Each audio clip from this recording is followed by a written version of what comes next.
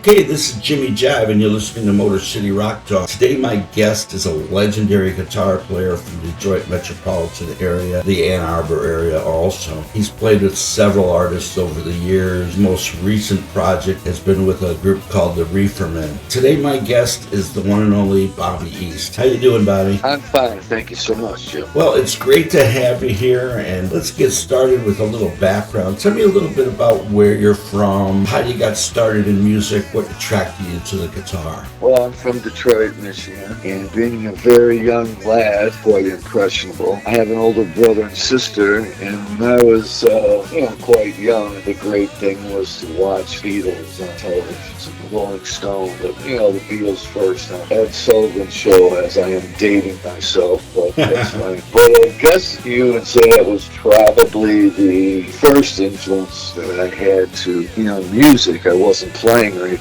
back then, but it all kind of fell in line. Our wonderful next door neighbors owned a music store, and one thing led to another, and before you know it, I was taking lessons from an elderly Russian man coming from, I didn't really know how to read music, more than you would learn in school. Here's a whole note, here's a hand note, which is music on a sheet paper. Sure. So I just figured, I don't know what's going on. Like, I want to play some music that I want to hear. So that lasted for about 6 months until my father got myself and my brother, who was, taking lessons with me at the same time, an electric guitar, small amplifiers. So I quickly claimed that as my own stuff. Cool. Forced my brother over to playing drums. So let's see, where do you start? Just wow, the Beatles, the Rolling Stones, the Doors. I mean, everybody was playing on that show. Right. So therefore, I wanted to play music. I wanted to play guitar. I came down to do this. And I was very fortunate to be in a situation where guys I knew that were playing music were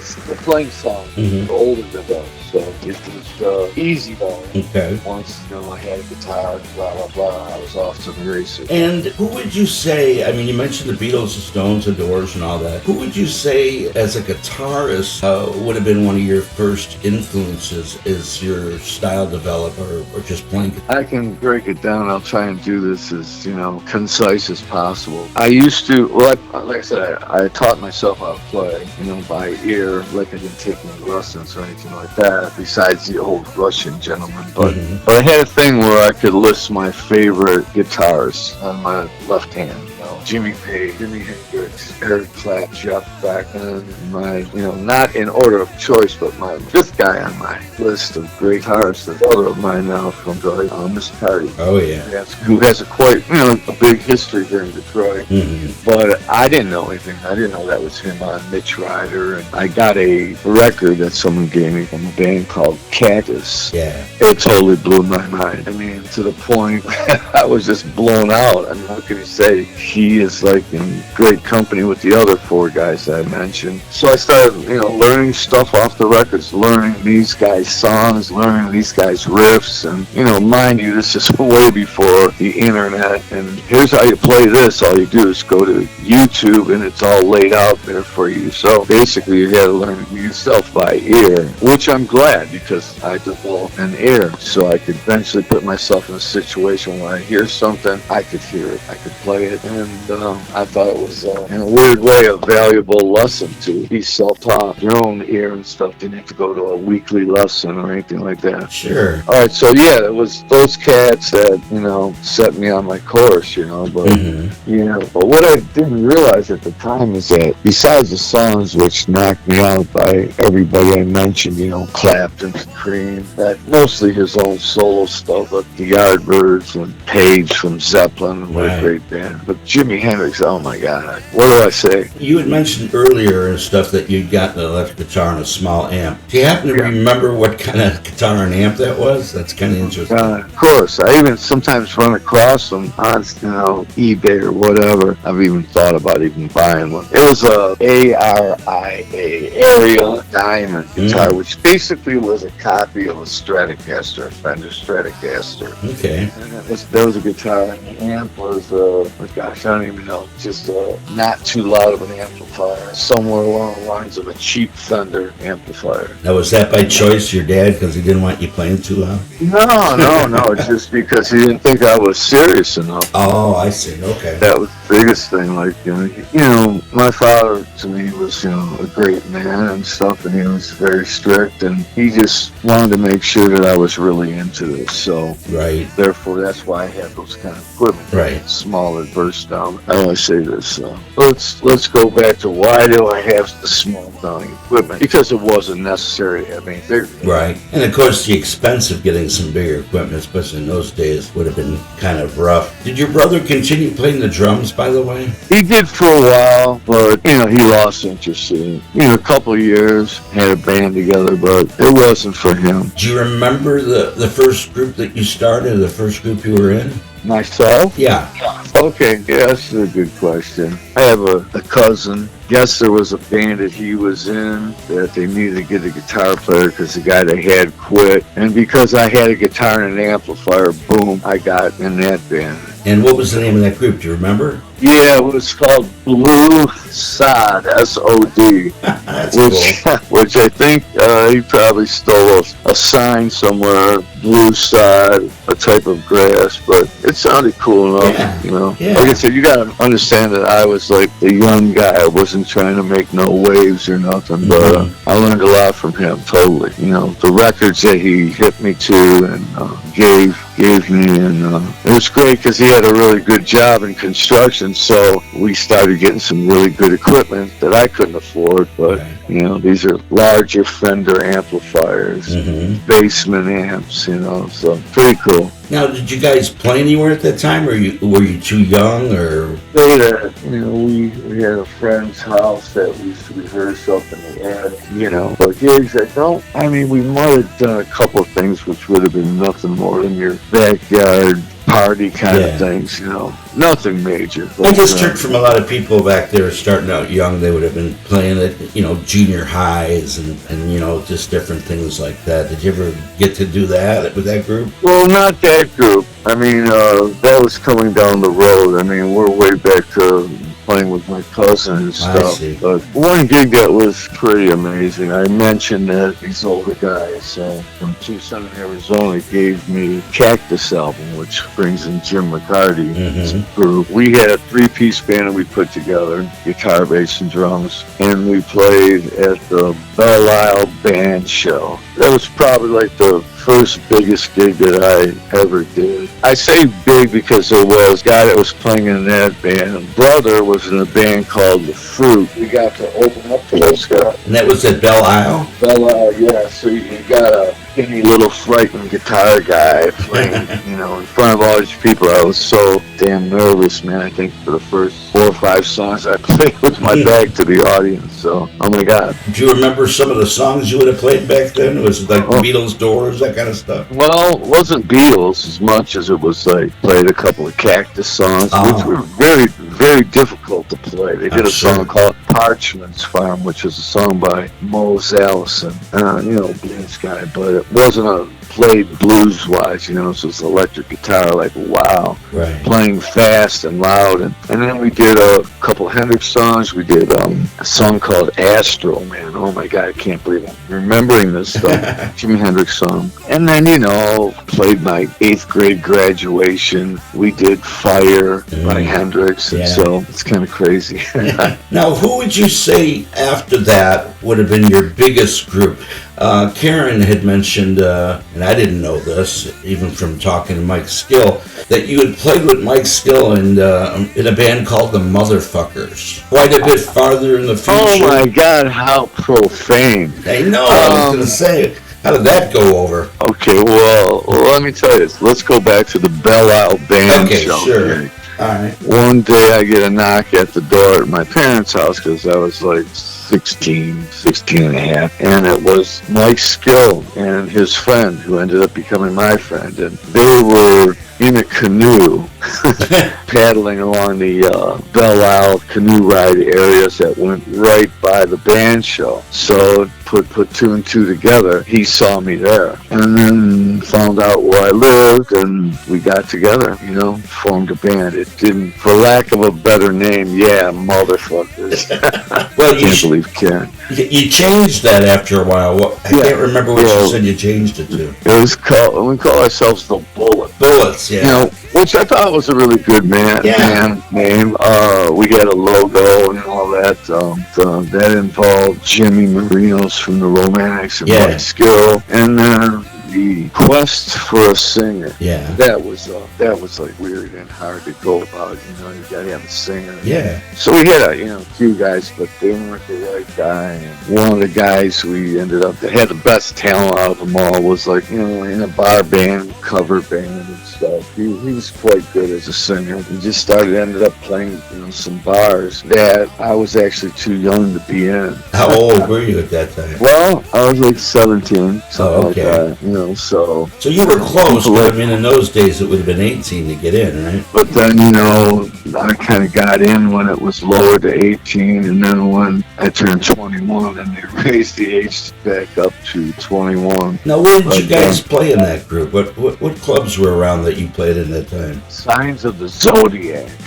I was on Mac Avenue somewhere in Detroit. The building's still there, but it's not the club. It was a good thing to do this because, people were always saying, let's make some money. What do you want to do? Let's do a hall party. Okay, So you go out and get a keg of beer, 2 kegs of beer, and just charge an admission and start playing, Yeah. The other thing that we did, which was cool, was there was all girls high school, called Dominican High School on the east side. Somehow they wanted us to play for them. Here we are playing at, an all girls high school. But I mean, the audience that was there weren't all girls, but just imagine us coming there. And like I said, at that time, we were fortunate to get some loud equipment, and we rented some equipment. I mean, walking into this place with like 3 or 4 stacks of Marshalls, which is quite a big and loud amplifier. So, yeah. Were you guys playing all covers at that time, or did you have any originals written? Well, that was like the beginning of the original thing. Oh, okay. I gotta even say, at that gig, although we don't remember what cover songs we might have done, but we started writing music, and so it was almost all originals. Wow. We played 2 sets, and how did that go over? I mean, because in those days, most, especially starting bands or whatever, would be expected, I would think, especially playing at a place like that, all girls high school or whatever, to play a lot of covers for them to dance. Was your stuff danceable at all, or were they just like watching you play? There's so much that I thought I blew up like 2 or 3 of the stacks. Yeah. And I was like, oh my God. And we rented them, so I was like, oh man, the guy from the music store is going to kill me. Oh my God. As it turned out, it just blew a fuse. So where did you rent them from in those days? Massimino. Not familiar. Is that in Detroit? Or was it? 7 in Van Dyke. Oh, okay. And where were you guys rehearsing in those days with that lineup? Well, we would get storefront. We had one on Chalmers and then on Gratiot Avenue. So, Oh, you'd rent them out? Yeah, we would, find people that would lease them to us. And, you got your old man going in there representing you and putting the money down, so we seemed to have some kind of credibility. And what kind of payment in those days would you have paid for that? Payment? Yeah, what was you paid? Oh, of course, I don't even remember. Probably, $150. I don't, like I said, I don't remember. Right. Something like that. Right. And then you'd bring all your gear in there. And did you have access to it anytime you wanted, or was it certain hours?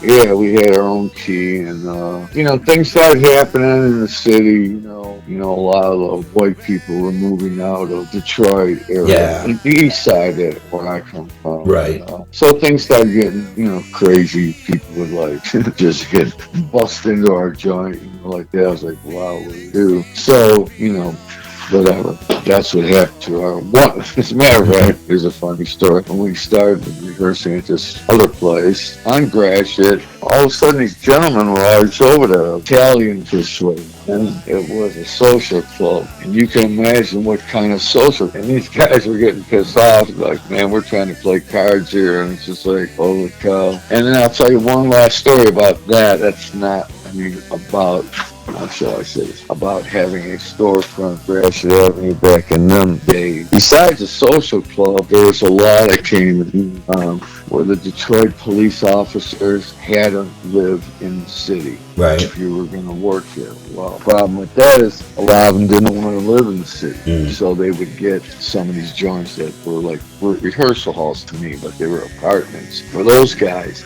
So one night in particular, we were getting ready to leave. There's like 3 cop cars just came down, swarmed down upon us, and we got frisked and all that stuff. And then I said, "Listen, we rehearsed, downstairs from where you guys are upstairs." I didn't want to say anything like, "I know what you guys are here for and what are you living for," but I didn't go there. You got long hair and you're a creepy kid. So by that time I was probably 18. So enough of the story, the history of me and my rehearsal hall. But you go from one end of the spectrum from the Italians, and all of a sudden the police are pulled. They didn't pull us over. They just taught us as we were leaving the studio. Right. Did you guys do any recording there, or were you just rehearsing? Yes. No, we did both because that's what I was into from early on. Recording. Once it got down to the point where like I said, we started doing a few shows here and there and cover songs here and there, but at that time I was younger and would do anything just to be in a band and stuff and grow out of that. So that was kind of the beginning of my recording career upon with me doing the knob jockey stuff. Sure. Then I started recording everybody adjusting levels, blah blah blah.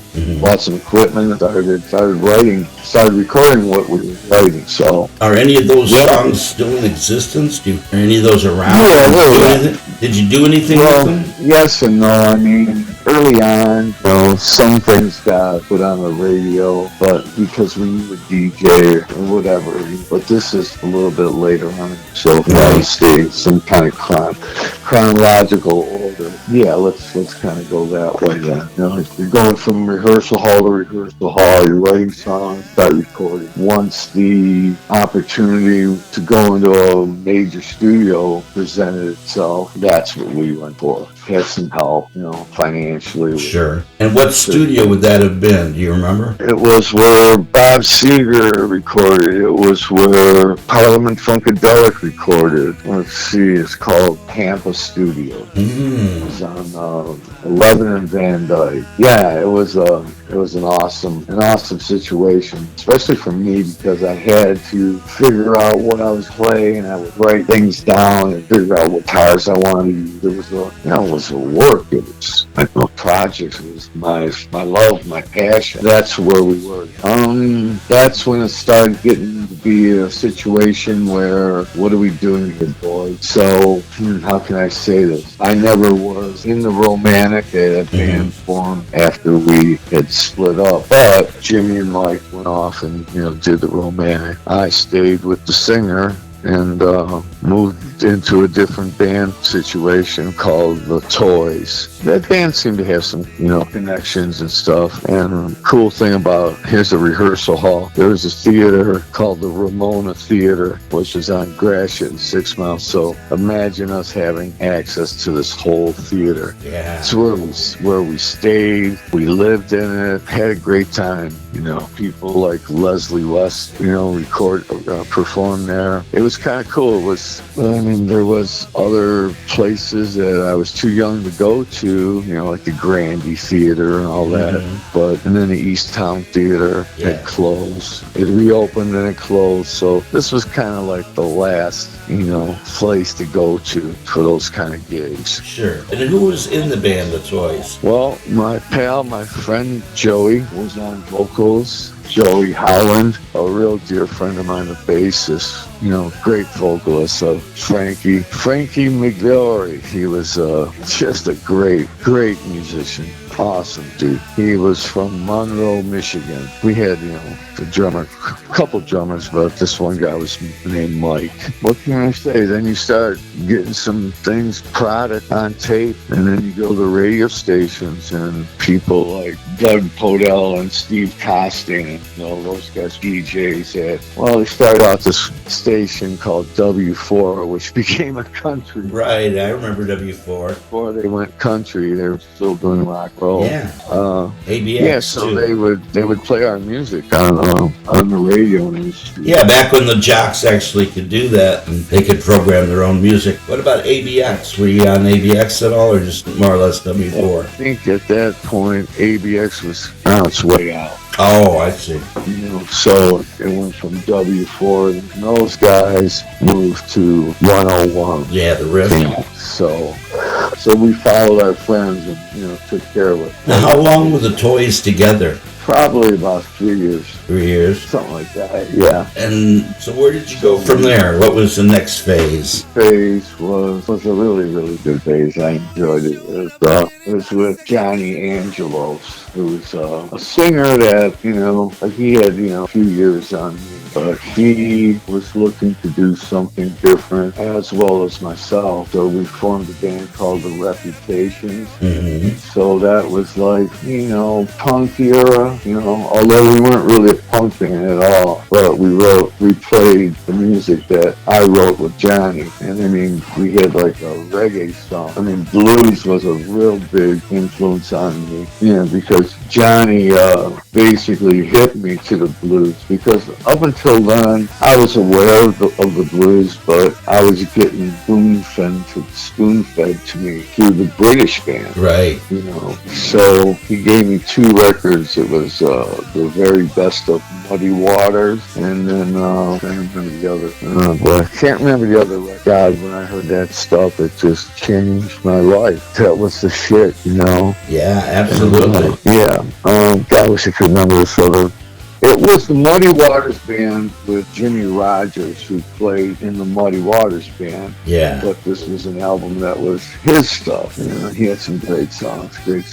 I got the chance to meet him too. That was awesome. Oh, no doubt. I didn't get a chance to meet or see Muddy Waters play. Right. Because he had passed away. And there was a club on the west side. Gosh, I don't remember the name of this club. That's all right. More for concerts and stuff. Yeah. So I mean, I was like all over the board. I love everything. Right. What can I tell you? I'm a fan of country music, chicken picking guitar players. Mm-hmm. So you got a kid here that's just all over the map, but I dug it. So if that's what made me who I am and came, yeah, I'm happy. Yeah, you got to have your influences. Here's a question for you that may take you back. Let's see if we can test your memory on this. Do you remember the very first song that you wrote? Well, it didn't really come out to be a song per se, but it was a riffing that I wrote with my cousin all those years ago when I was like probably 14, 15 years old. Well, all songs start with a riff, of course. Yeah, I mean, I can't really even tell you what it was.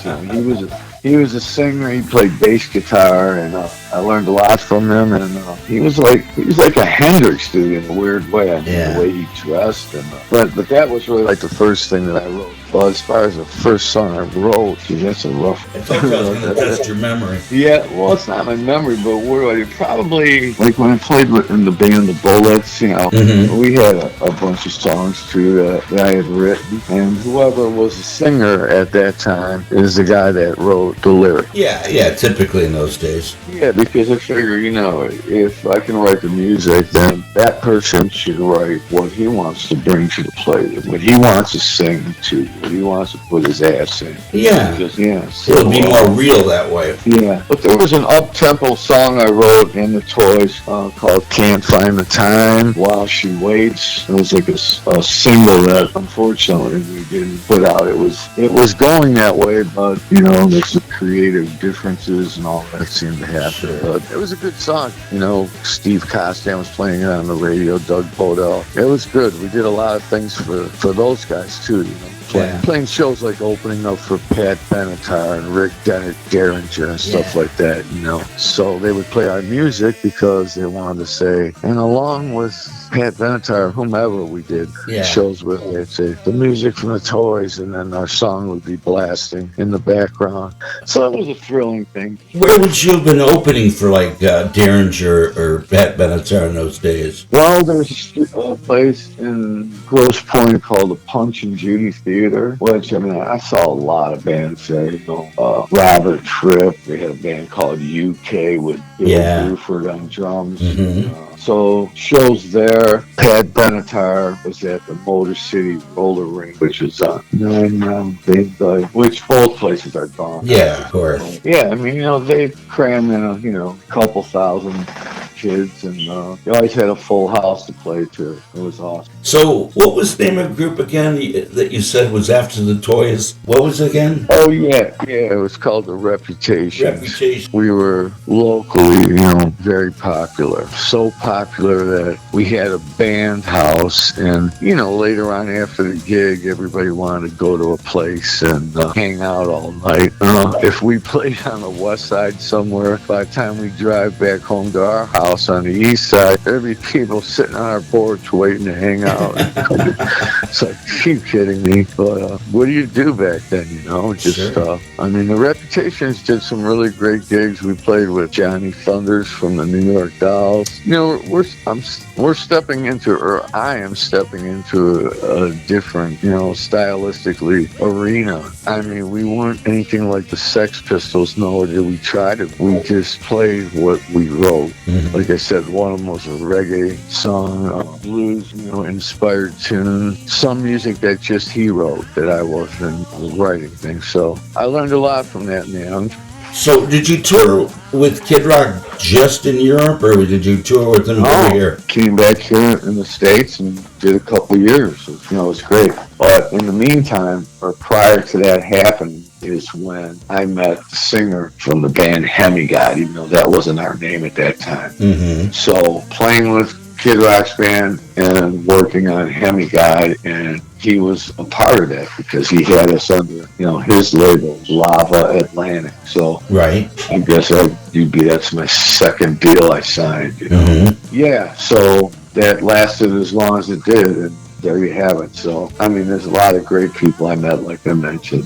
No regrets there. He gave me a chance to see the world. Did you, as far as Hemigod, did Hemigod open for Kid Rock at all? Did you do any shows? Yeah. Oh, yeah. Not overseas, but back here in the States, we did many shows where I would have to go out on stage and play Hemigod's songs on guitar, and then jump off stage, jump in the shower real fast, change my clothes, and then go and play a 2-hour show with Kid Rock. Double D-Dev. Right. Now, at that time, were you playing guitar for Kid Rock, or you were still playing bass? Both. Oh, wow. Yeah, I played bass mostly, and then the guitar player quit.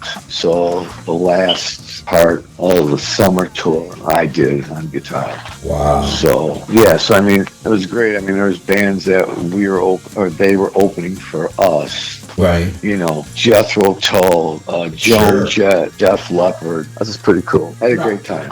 Now, how was it working with Kid Rock? From what I understand, he has a bit of a reputation as being a tyrant. Was he kind of rough on you guys as far as, making sure everything was... I mean, it's got to be a top-notch level, obviously, at a professional level, but was he difficult to work with near the end, or was everything pretty cool? Well, he and I had a different relationship than the band guys because, I was a hired gun, but we'd known each other for so long. So, I think he respected me, and that made things easier for me. I had no beefs with him, I was just, wanting to get Hemigod off the ground. So there you have it. So what happened with that? I mean, you're under his guidance or label coverage. What happened with Hemigod then? I can't say because I wasn't in control of anything, It's just really, it's a bummer, but, what can you do? It's, so it just disbanded? Yeah. I see. Yeah,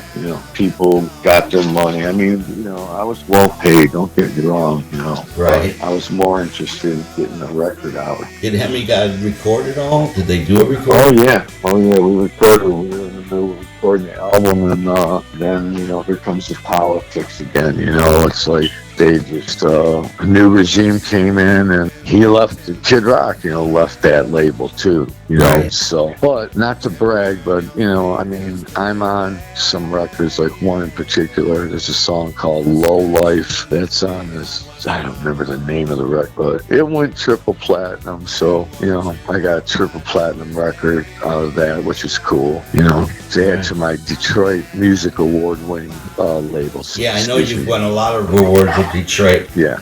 As a matter of fact, the one where you were winning it constantly, and finally said, "Don't give it to me, give it to the Reeferman." That was classic, man. That's class act all the way. Yeah. Well, I just figured, it's like, just give it to someone else, just pass the baton, Yeah, sure.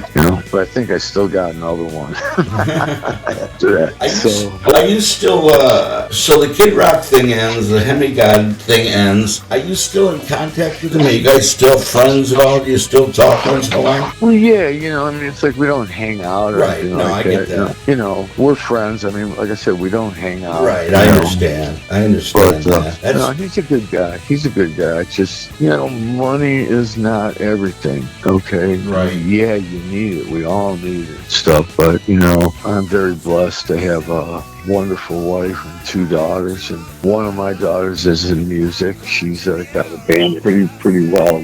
They're going back over to Europe next month, but right now they just played LA and they're going up to Frisco and somewhere else. So she'll be back next week. What's the name of her band? What's that? They're called Shadow Show. Wow. Are they on Spotify? Have they got some recordings? Oh, you can find them. You can find it. She's got a website and stuff. Very cool. I'm very I am an analog dude trapped in a digital world, okay? I know the feeling, dude. I'm 62 years old and I am not tech savvy when it comes to computers. My wife's 10 years younger and she handles all that for me. Yeah, well, that's why I got kids, just to handle my shit. Right. I just got paid a gig. The money got sent to me via PayPal. Yeah. And I couldn't remember my password. Big. Because I had to come up with a different one than the one I usually use. Right. So I was like, what the fuck, man? So I had to call my youngest daughter down, like, I think I screwed this up. I'm like telling her, like, I don't know, I couldn't remember nothing. I'm like, blah, blah, blah. She goes, do you want it in now or in 3 days? Boom. It just came to me this morning. So there you have it. Yeah, I just make sure my wife writes down all my passwords because I don't know. In this day and age, you got a million passwords for everything. It's just ridiculous. And then you got to be worried about getting robbed and all this stuff, which happened to me. It was happening so often that they would not give me the money that I had lost for like the 8th time. So they says, we can't give you this money back. Here's a couple $100, but I didn't want to give it to some guy that somehow they got my fucking account number. Fall honor that shit. Yeah. But it's like I said, an analog dude trapped in a digital world. So that's where I'm at. I get you. Getting back to the future, as far as the Reeferman, have you got something coming up down the line as far as new recordings, new shows in the spring, or what's going on with that? Yeah, as a matter of fact, many years ago when the Jaggers decided to put out the Rolling Stones Rock and Roll Circus, we used to do a song that Taj Mahal did on that record, on that performance. It became one of the first Reeferman shows, but that was never released till we put together a show at BAG. And mind you, we did a show celebrating our 30th year together, even though it was our actual 29th year together. And it was very successful. My daughter's band opened and we were the main band, and so all the guys that had gone through the Reeferman involved or bass players and drummers. Johnny B was our drummer for a moment. It was a good show 2 years ago, but this past year it was even more. It was beyond sold out. So had bands play with us that would do 3 songs, but one of the songs had to be from the rock and roll circuit. And it went over so good, and they probably made a lot of money, I'm sure they did, that we got asked to do another variation of that same kind of thing, Royal Oak this year. I can't remember what it's called. I think it's in August somewhere. So I don't know if you'll be around for that. Or is that the Royal Oak Music Theater?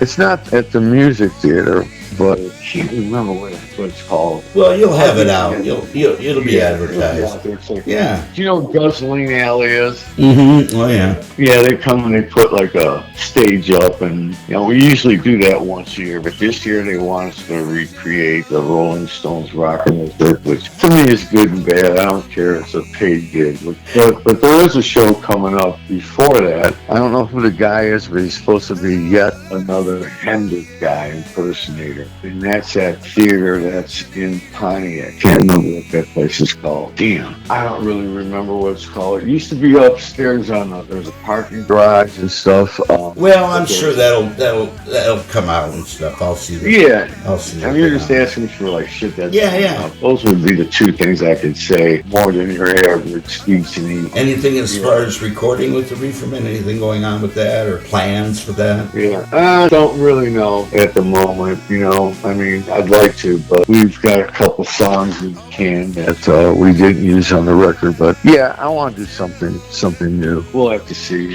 You wouldn't think that life gets in the way, but it does. Oh, it definitely does. Speaking of that, COVID was really fucked. I hadn't played my guitar for almost 2 years. Wow, really? Yeah, I mean, what was I going to do? Practice? I've been practicing my whole life. Well, write songs. You've been writing songs. Or taking up the piano. You said you played some piano. Yeah, I don't know, dude. It's just like, it's hard to keep going on, I mean, yeah. It's a fucked up business. Yeah, my daughter is good. She got a scholarship, so it didn't cost Dad any money. It's great. And this will be her second time over in Europe. She's done quite a few shows. She always does Dally in the Alley and stuff like that. So, I mean, but... And what does she play? She's a guitarist and she sings. Oh, runs in the family. Cool. Yeah. And what was the name of her group again? They're called Shadow Show. Shadow Show. Okay, yeah. I'm gonna look that up right after this. Yeah. That's really cool. I think they're really good, and I hope that she gets a chance to take it somewhere. And if not, she'll figure it out. It's great to have music in the life. It's a big part of it. Well, she started doing the same thing that I did. When she was very little, she would sit at the top of the stairways while the Reeferman and the other bands, Hemiga, were practicing in the basement. Right. She'd be at the top of the stairs, and I was like, then I thought to myself, didn't you do that shit too? Yeah. Yeah, I did, because I have an older brother, and he had a little jazz trio and stuff, and they'd practice in the basement, and I'd be at the top of the stairs watching them play. Right. So, that's kind of magical. Crazy, dude. Yeah, that's very cool. Well, Bobby, I'm going to let you go. We've talked now for almost an hour and a half, and I don't think you thought you would. Well, I'm glad we did. Got something out. I hope you got something out of it. Oh, got a lot, man. This is very, very cool. Very cool, man. I really appreciate you finally were able to get the time to do this. And yeah, I really enjoyed talking to you about your past, and I wish you the best of luck, man. I hope to see you. Thanks, man. And please, come up and tell me who the fuck you are when I run into you down the road. Yeah, because I will, man. I definitely will. I'm very approachable. I know people sometimes don't think that, but I do. I love people. Right. But no problem, man. No problem. Well, I hope I gave you something you can use, man. Oh, absolutely, man. I know this is going to be a popular interview. People are going to dig this because everybody in this town knows who you are. I talked to quite a few people about doing this interview, there were quite a bit of excitement over that because they knew of your past and that you being an exceptional musician. So it's going to be good. It's going to be good. Well, dude, you got me blushing. As long as you had a good time, that's all that matters to me, man. No, I mean, you were very easy to talk to, and I pretty much opened up. I mean, I didn't give you any bullshit. I gave you the truth. Yeah, and I appreciate that, man, because this whole show is based on nostalgia for me. Being a musician myself, having played the circuit back in the 80s, I kind of come from that same kind of thing. Not anywhere at the level that you played and anything like that. Well, it doesn't matter. No, but I really love music and all that, and I love talking to musicians from the Detroit area, metro area, whatever. And it's just a learning experience for me, and the people that listen to my show, it's a real nostalgic trip for them, you know, and that's what it's all about for me, keeping it alive. Thank you again for taking the time and stuff and talking with me today. It's been good talking to you. You have a good day now. You too. All right, Thanks. take care. Bye. Bye-bye. Okay, that was Bobby East, an exceptional guitar player. What can you say? A legendary career in Detroit, still playing, still has a passion for the music. Started out with, you know, the guys from the Romantics, went to a band called The Toys, The Reputations, playing with Kid Rock and Hemigod, to his latest project, The Reeferman. If you're not familiar with The Reeferman, check them out. Check them out. They got some really, really killer material. You can check them out. Spotify, Apple Music, Amazon, I'm sure. But definitely worth listening to. I'd like to point out again, if you could take the time to, if you like these interviews, please hit the subscribe button. Please hit the like. Leave a comment. I'd love to hear what you think of these interviews. And maybe if you had some suggestions for some future guests, that would be really cool too. Anyway, with that said, as I'd like to say, keep rocking.